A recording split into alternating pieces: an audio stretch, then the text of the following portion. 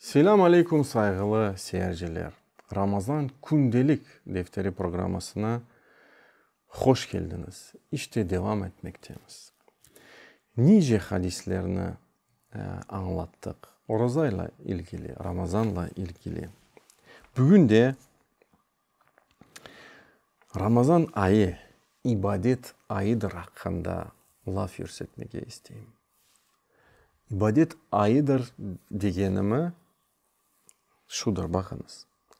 Yani tamam da taravihini anlattık. Tamam da Kur'an-ı Kerim'ini okumakta, hatm etmekte bunu anlattık. Ama bu da tam cedvel değil yani. Peygamberimiz aleyhissalatu vesselam ne dedi ki, bakınız. An İbn Abbas radıyallahu anhuma kâle Resulullah sallallahu aleyhi ve sellem umratun fi Ramazan ta'dilu hicce. Ramazan ayında eda edilen umre sevap manasında, bakınız, doğru manasında, gerçek manasında değil. Hac gibi sayılır. Ama hacını yerine gelmez. Peygamberimiz değil, hac gibi sayılır. Hac gibi degenimiz sevap manasında. Yani bu hadis bizge dikkat, daha bir kere anlata. Ne kadar bu vakit özeldir, hususidir. Ne kadar bu vakitte, bu ayda büyük bir bereket vardır. Umre ne yerde? Evet, büyük ibadet o sözünde. Ama hac ne yerde? Hac rukundur, farstır. Ve ibadet dediğimiz, Ramazan ayı, ibadet ayı dediğimiz Peygamberimiz belli ki Peygamberimiz aleyhissalatu vesselam bu ayda hususen son 10 günde itikaf yapaydı. Ve bu hususta böyle bir rivayetlerini ben getireceğim. An Masruk, an Abi Ad-Duha, an Abi Ya'fur ve ilahiri. Bunda isnat Balaban. Kânen Nebi sallallahu aleyhi ve sellem İze dekhelel aşr. Peygamberimiz son Ramazan 10 günü kirgenden son şidde mi'zarahu. Öz kuşağını tartaydı, sıkaydı. Ve ahya leylahu.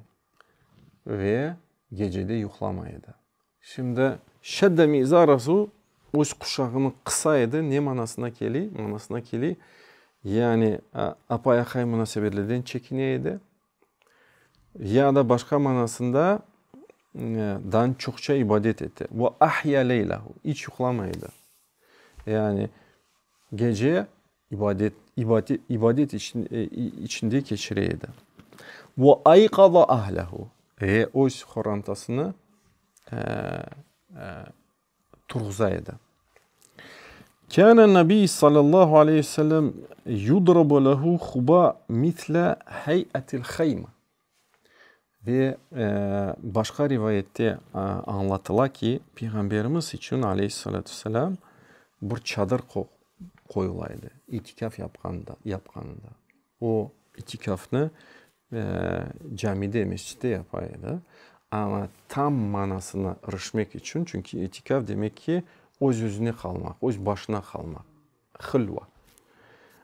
Çünkü bilirsiniz, yani sen camiye girsen adam insanlar var, onların arasında sen kalasın, yine de laflar çıka, sorular çıka ve tam o manasını kazanmak için, tam öz başına kalmak için, tam samimi Allah'a subhanahu teala dua etmek için, Allah'a subhanahu teala dönmek için böyle yapaydı ve bizge bir örnek gösteriydi.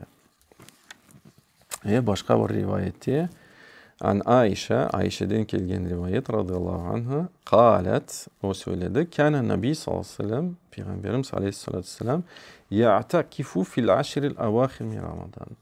Son 10 günlerde itikaf yapaydı. İtikaf dediğimiz kenede demek ki camiden ayrılmamak.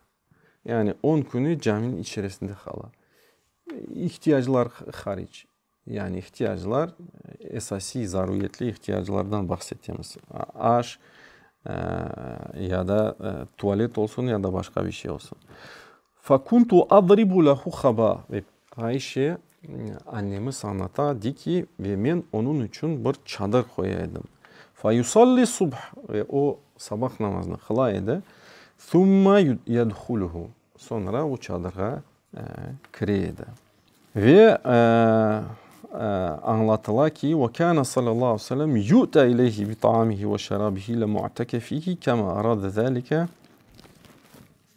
Ve onun için aleyhissalatü vesselam hem aşı hem su getirilirken itikaf yapan yerine getirilirdi. Şimdi itikafın manaları ne? Onun maksadları ne?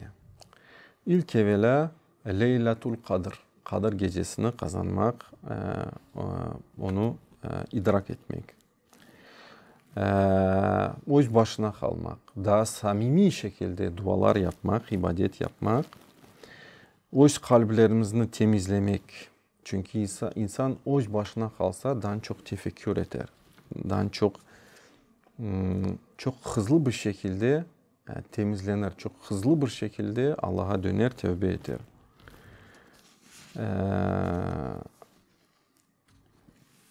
Ve ilahiri. Bu esas şeylerini biz anlattık.